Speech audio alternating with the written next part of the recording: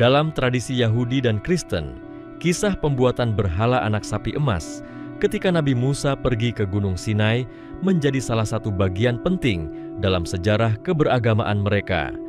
Dalam narasi yang terdapat dalam kitab mereka, disebutkan bahwa Harun yang merupakan saudara Nabi Musa terlibat dalam proses pembuatan patung anak sapi tersebut.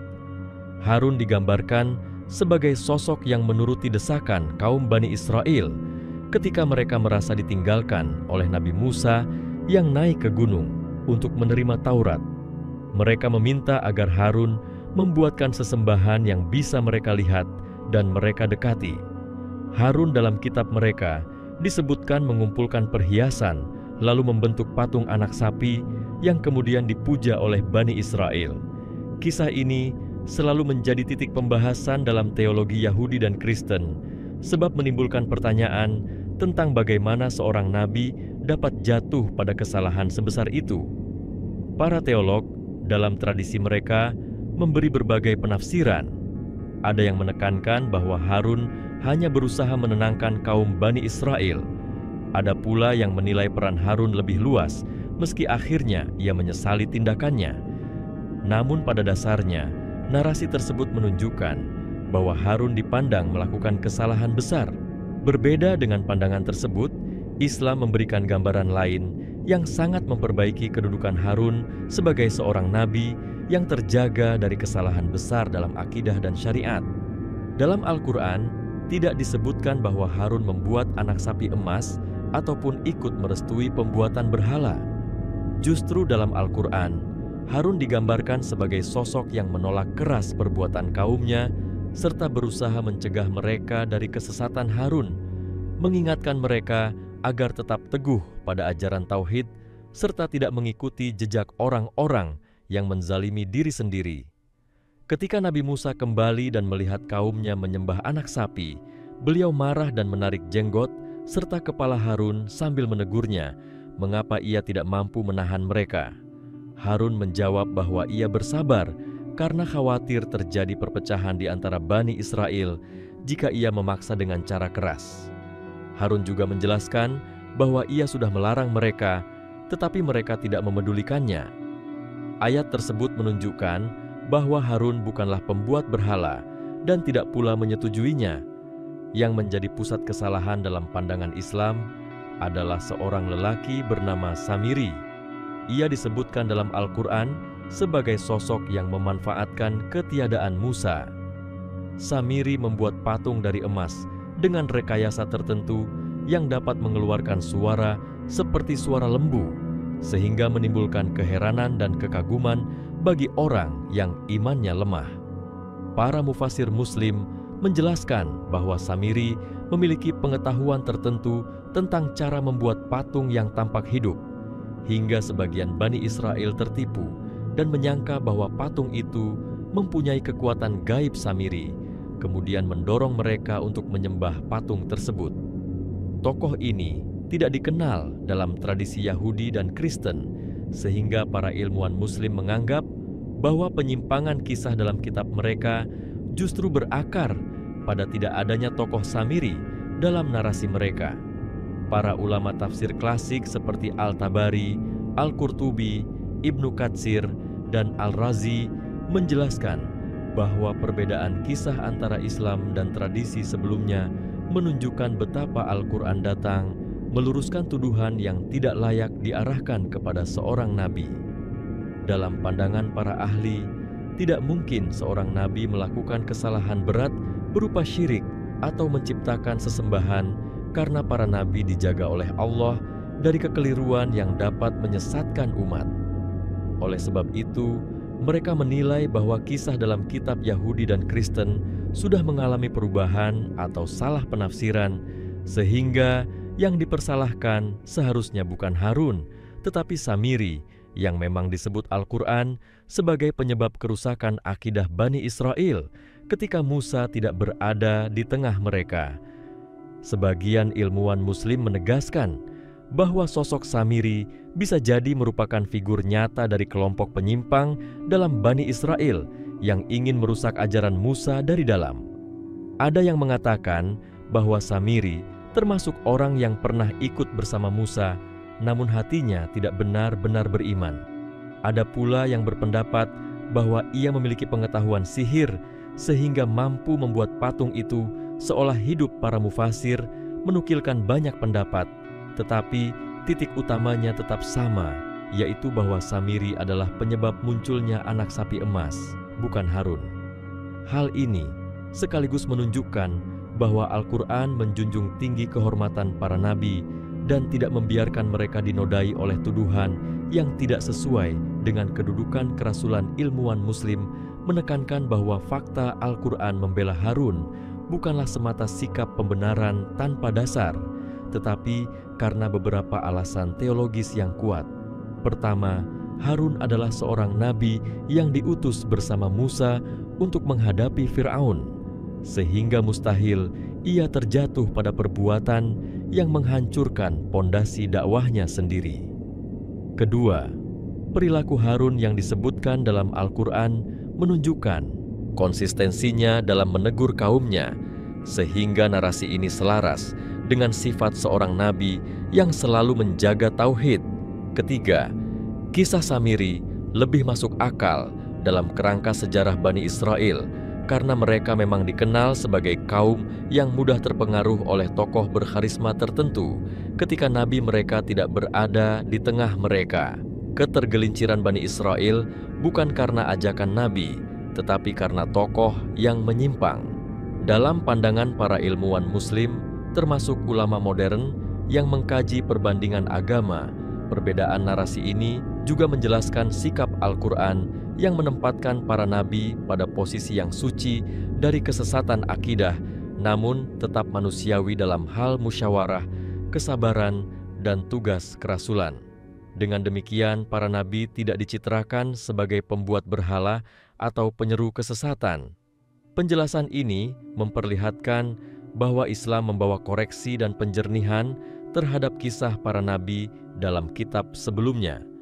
Mereka memandang bahwa sebagian isi kitab terdahulu telah mengalami perubahan redaksi, pemindahan konteks, atau salah penafsiran oleh generasi sesudahnya, sehingga tokoh seperti Harun terseret dalam narasi yang tidak pantas. Sejumlah sarjana Muslim menyatakan bahwa bila dibandingkan, narasi Al-Quran justru lebih sejalan dengan nilai keadilan. Al-Quran menegaskan bahwa yang dipersalahkan adalah orang yang benar-benar membuat patung dan mengajak orang lain untuk menyembahnya, yaitu Samiri. Adapun Harun telah menjalankan tugas kenabian dengan memberi peringatan dan menahan diri untuk menghindari fitnah dan konflik lebih besar. Musa pun setelah mendengar penjelasan Harun menerima alasan tersebut, sehingga tampak bahwa kedua nabi itu sejalan dalam misi membimbing Bani Israel. Hal ini memperlihatkan keharmonisan kisah serta menjaga kesucian peran kenabian seperti yang dipahami dalam ajaran Tauhid. Para ilmuwan Muslim juga menekankan bahwa kisah Samiri membawa pelajaran tentang bagaimana fitnah dapat muncul dari orang yang tampaknya dekat dengan para nabi, namun hatinya menyimpan ambisi. Samiri menggunakan kecerdikannya untuk menjerumuskan kaumnya sendiri. Ia menjadi contoh bagaimana penyimpangan dapat menyusup dalam tubuh suatu komunitas bila keimanan mereka tidak kokoh. Kisah ini pun menjadi peringatan bagi umat manusia bahwa penyelewengan terhadap ajaran Allah tidak selalu datang dari musuh nyata, tetapi juga dapat timbul dari orang yang pura-pura mengikuti jalan kebenaran. Dengan semua penjelasan tersebut, para ilmuwan Muslim menganggap bahwa Al-Quran memberikan pemahaman yang paling adil dan paling sesuai dengan kedudukan para nabi. Kisah Harun dalam Islam bukanlah kisah seorang pembuat berhala, tetapi kisah seorang nabi yang sabar, tegas, dan tetap berpegang pada tauhid meskipun berada dalam tekanan yang besar. Adapun Samiri adalah tokoh yang sebenarnya menjadi pembuat patung anak sapi emas, dan dialah yang menjerumuskan Bani Israel. Dengan demikian, ajaran Islam meluruskan kesalahpahaman yang muncul dalam kitab sebelumnya dan sekaligus menjaga kehormatan para nabi sebagaimana mestinya.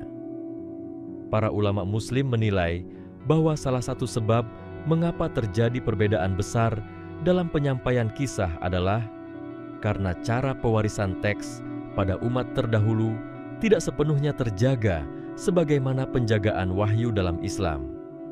Mereka berpendapat bahwa sebagian cerita yang beredar di kalangan Bani Israel setelah masa para nabi bercampur dengan riwayat-riwayat rakyat yang tidak dapat dipastikan kebenarannya. Dari sinilah muncul kemungkinan bahwa sosok yang sebenarnya menjadi penyebab fitnah dialihkan kepada tokoh lain yang lebih dikenal oleh masyarakat luas.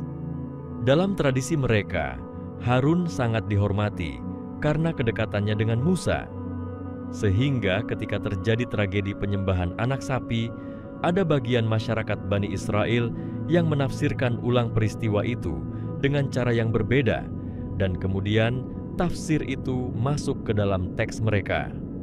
Hal semacam ini, menurut para ilmuwan Muslim, menjadi pertanda bahwa catatan sejarah mereka tidak selalu menggambarkan peristiwa secara murni. Sebaliknya, Al-Quran hanya menempatkan peristiwa itu pada konteks yang lebih logis, yaitu bahwa seorang tokoh yang ternodai ambisi dan kepintaran semu dapat memanfaatkan kesempatan ketika pemimpin mereka tidak hadir. Para ulama seperti Fakhruddin Ar-Razi menekankan bahwa Al-Quran seringkali menyebut alasan di balik penyimpangan suatu kaum, dan dalam kasus anak sapi emas, Al-Quran menunjukkan bahwa sumbernya berasal dari seseorang yang memiliki pengetahuan tertentu namun tidak memiliki sifat keimanan yang benar. Penggambaran ini membuat kisah itu lebih masuk akal dalam kerangka perilaku manusia, sebab jarang ditemukan seorang nabi yang tiba-tiba melakukan tindakan yang bertentangan dengan dakwahnya sendiri. Maka pengalihan kesalahan kepada Samiri memberikan penjelasan psikologis dan sosial yang lebih wajar. Dalam pandangan mereka, pelajaran yang dapat diambil adalah bahwa masyarakat yang iman dan kedisiplinannya lemah sangat mudah dipengaruhi oleh tokoh yang tidak bertanggung jawab. Selain itu, ilmuwan Muslim juga melihat dalam kisah Samiri terdapat pesan penting tentang bagaimana sebuah kelompok dapat terjatuh ke dalam pengagungan benda materi anak sapi emas, bukan hanya sekadar patung, tetapi simbol dari kecenderungan manusia terhadap hal-hal yang tampak megah di mata mereka. Samiri memanfaatkan kecenderungan itu untuk menarik perhatian mereka dengan membuat sesuatu yang terlihat hidup. Para ahli tafsir menilai bahwa daya tarik patung itu bukan semata karena bentuknya, tetapi juga karena kemampuan Samiri memikat orang dengan ilusi. Ini menandakan bahwa fitnah tidak hanya berupa ajakan terang-terangan untuk menyimpang, tetapi juga bisa muncul dalam bentuk rekayasa keajaiban palsu yang membuat orang merasa terpesona. Para ilmuwan Muslim memandang bahwa ini adalah salah satu pelajaran terpenting dalam kisah tersebut, yaitu bahwa keinginan manusia terhadap hal yang terlihat ajaib dapat membuat mereka kehilangan pertimbangan. Dalam ikhtiar memahami perbedaan narasi antara kitab-kitab sebelumnya dan Al-Quran, para sarjana Muslim sering menekankan bahwa Islam tidak datang untuk memusuhi tradisi sebelumnya, melainkan untuk mengoreksi bagian-bagian yang sudah tidak murni. Mereka menyatakan bahwa penghormatan kepada para nabi adalah salah satu inti pokok dalam Islam, sehingga mustahil bagi Al-Quran untuk menggambarkan seorang nabi melakukan tindakan yang menodai kepercayaannya sendiri. Karena itu, mereka memahami perbedaan kisah anak sapi bukan sebagai pertentangan semata, tetapi sebagai pelurusan sejarah yang sudah mengalami perubahan. Para ulama juga menegaskan bahwa hal tersebut termasuk rahmat Allah kepada umat Islam, karena Allah mengajarkan agar umat ini memahami kisah para nabi dengan bentuk yang benar dan tidak menodai kehormatan mereka. Sebagian pakar Muslim juga membahas bagaimana kisah Harun dalam Al-Quran menunjukkan peran penting dalam menjaga kesatuan umat. Ketika Harun menyampaikan bahwa ia tidak bersikap keras kepada rakyatnya karena khawatir terjadi perpecahan, hal ini menunjukkan bahwa para nabi memperhatikan kondisi sosial sebelum menentukan langkah. Para ilmuwan tersebut menjelaskan bahwa tindakan Harun bukan bentuk kelemahan, melainkan sebuah strategi agar tidak terjadi konflik yang lebih besar sebelum Musa kembali memimpin perbaikan. Keputusan Harun ini menunjukkan bahwa para nabi tidak hanya membawa ajaran, tetapi juga memahami kondisi masyarakat yang mereka pimpin. Dengan demikian, kisah itu mengajarkan bahwa para nabi memiliki hikmah dalam mengelola keadaan, bukan sekadar menjalankan perintah secara literal tanpa mempertimbangkan dampaknya. Para ilmuwan Muslim modern yang mengkaji literatur kuno menambahkan bahwa keberadaan tokoh Samiri justru memperjelas bahwa kesalahan tidak dilakukan oleh para pemimpin yang ditunjuk oleh Allah, tetapi oleh sebagian kelompok yang tersesat dari jalan kebenaran. Mereka menilai bahwa pada masa itu, masyarakat Bani Israel sangat beragam. Ada yang taat, ada yang lemah imannya, dan ada pula yang mencari peluang untuk mendapatkan pengaruh Samiri, digambarkan sebagai tipe manusia yang ingin menunjukkan kemampuannya dengan cara yang salah. Para ilmuwan tersebut memahami bahwa tindakannya tidak sekadar kesalahan teologis, tetapi juga tindakan politik, karena ia memanfaatkan momen kosongnya kepemimpinan Musa untuk mendapatkan simpati rakyat. Dengan demikian, kisah itu tidak hanya mengandung nilai keagamaan, tetapi juga nilai sosial dan politik. Melalui penafsiran yang dilakukan para ulama, umat Islam memahami bahwa peristiwa anak sapi emas memberikan gambaran bagaimana sebuah komunitas bisa terombang-ambing ketika tidak memiliki pegangan yang kuat. Bani Israel dalam kisah itu digambarkan kehilangan fokus dan mudah berpaling.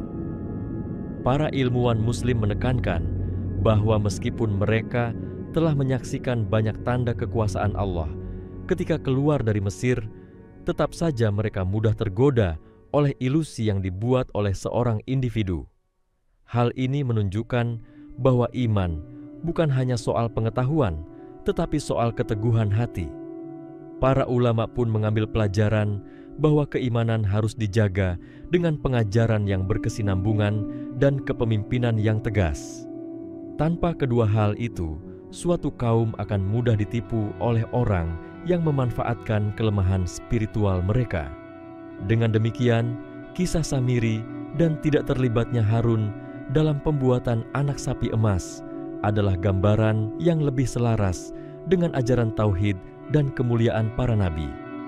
Para ilmuwan Muslim memandang bahwa Al-Quran telah menempatkan segala sesuatu pada tempatnya, sehingga umat dapat memahami kisah ini tanpa meragukan keadilan dan kebijaksanaan Allah dalam mengutus para nabi. Kisah itu juga membuka ruang bagi umat manusia untuk merenungkan bagaimana kesalahan dapat terjadi bukan karena kekurangan pemimpin yang benar, tetapi karena pengaruh individu yang menyeleweng pelajaran ini terus relevan sepanjang masa, menunjukkan bahwa kebenaran tidak selalu terancam oleh musuh tampak, tetapi oleh bisikan dan tipu daya orang yang menutupi ambisinya dengan kepandaian. Melalui kisah tersebut, para ilmuwan Muslim mengajarkan bahwa kejernihan akidah dan keteguhan iman adalah benteng utama bagi setiap umat agar tidak terseret arus penyimpangan sebagaimana sebagian Bani Israel pada masa Samiri. Pembahasan mengenai perbedaan kisah antara tradisi Yahudi Kristen dan Islam semakin menarik jika dilihat dari sudut pandang linguistik serta perkembangan penafsiran dari masa ke masa. Para ilmuwan Muslim sering menyoroti bahwa gaya penyampaian Al-Quran yang ringkas namun padat memberi kesempatan bagi para ahli bahasa untuk meneliti akar kata, struktur kalimat, dan susunan ayat yang menunjukkan bahwa peran Harun dalam peristiwa tersebut sama sekali tidak berkaitan dengan penciptaan patung anak sapi. Mereka mengungkapkan bahwa frasa yang disampaikan oleh Harun dalam Al-Quran penuh dengan ketegasan dan peringatan. Ucapan Harun yang memanggil kaumnya menuju jalan lurus menunjukkan bahwa ia berada dalam posisi menentang tindakan mereka. Susunan kata yang dipakai Al-Quran menggambarkan sosok nabi yang penuh kasih terhadap umatnya. namun tetap menjaga prinsip ketauhidan dengan kukuh. Melalui analisis bahasa ini, para ahli menilai bahwa sangat tidak mungkin untuk menafsirkan ayat tersebut sebagai bentuk dukungan Harun terhadap penyembahan patung. Dalam kajian sejarah peradaban kuno, para ilmuwan Muslim juga melihat bahwa masyarakat yang hidup pada masa Bani Israel memiliki kecenderungan kuat terhadap simbol-simbol visual. Dalam konteks inilah tindakan Samiri dapat dimengerti. Ia memahami betul bahwa sebagian masyarakat membutuhkan sesuatu yang dapat dilihat guna menenangkan kecemasan mereka setelah ditinggalkan oleh Musa. Dengan memanfaatkan kegelisahan itu, Samiri menampilkan sesuatu yang tampak mengagumkan. Para ilmuwan modern menyebutnya sebagai strategi psikologis yang mempengaruhi massa ketika tokoh utama tidak hadir. Fenomena ini dapat dijumpai pada banyak kebudayaan kuno ketika masyarakat kehilangan figur pemimpin dan kemudian berpaling kepada tokoh yang mampu memanipulasi kondisi emosional mereka. Dari sudut pandang ini, Samiri muncul bukan sekadar sebagai pembuat patung, tetapi sebagai figur yang memanfaatkan satu kondisi sosial yang sangat rapuh. Pada sisi lain, para ahli akidah dalam Islam menggarisbawahi bahwa pembersihan nama para nabi dari tuduhan yang tidak layak adalah bagian dari rahmat Allah kepada manusia. Mereka menegaskan bahwa jika umat manusia memiliki persepsi keliru terhadap para nabi, maka pesan yang mereka bawa dapat kehilangan otoritas. Karena itu, Al-Quran menegakkan prinsip bahwa para nabi dijaga dari perbuatan yang merusak dasar keimanan. Penjelasan ini bukan hanya berfungsi untuk membela Harun, tetapi sekaligus memperkuat keyakinan umat Islam bahwa risalah yang dibawa oleh setiap nabi bersumber dari satu ajaran tunggal.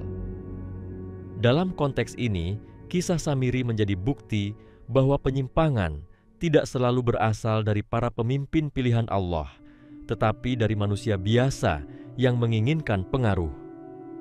Sebagian sejarawan Muslim menambahkan bahwa penyembahan patung pada masa tersebut bukan hal baru bagi masyarakat sekitar. Mereka menyebut bahwa di berbagai wilayah sekitar Sinai terdapat komunitas yang membuat patung dari logam dan menganggapnya sebagai bentuk kehadiran ruh tertentu. Kepercayaan semacam ini sedikit banyak mempengaruhi cara sebagian kecil Bani Israel memandang benda-benda yang tampak menakjubkan. Ketika Samiri memperlihatkan patung yang terdengar bersuara, kondisi itu semakin memperkuat keyakinan mereka bahwa patung tersebut memiliki kekuatan khusus. Para ilmuwan Muslim yang meneliti kebudayaan kuno menyatakan bahwa fenomena itu sangat sejalan dengan pola berpikir masyarakat yang terpengaruh budaya sekitar. Dari sinilah terlihat mengapa sebagian Bani Israel begitu cepat terpesona oleh patung yang dibuat Samiri. Selain aspek historis dan sosial, para ilmuwan Muslim juga sering membahas sisi spiritual yang terkandung dalam peristiwa ini. Mereka menyatakan bahwa ujian yang dihadapi Bani Israel adalah ujian keikhlasan dan kesabaran. Pada saat Musa pergi untuk menerima wahyu, Allah menguji kesetiaan mereka. Tetapi sebagian dari mereka lebih memilih sesuatu yang dapat dilihat daripada menunggu arahan dari Musa. Ulama tasawuf memandang bahwa ujian semacam ini dapat terjadi pada setiap umat. Ada masa ketika seseorang diuji dengan ketidakjelasan dan harus memilih untuk tetap percaya kepada tuntunan Allah, meskipun tidak ada wujud nyata yang dapat mereka lihat. Dari sini, kisah Samiri memberikan pelajaran bahwa ujian iman bukan hanya untuk Bani Israel, tetapi juga untuk umat manusia sepanjang zaman.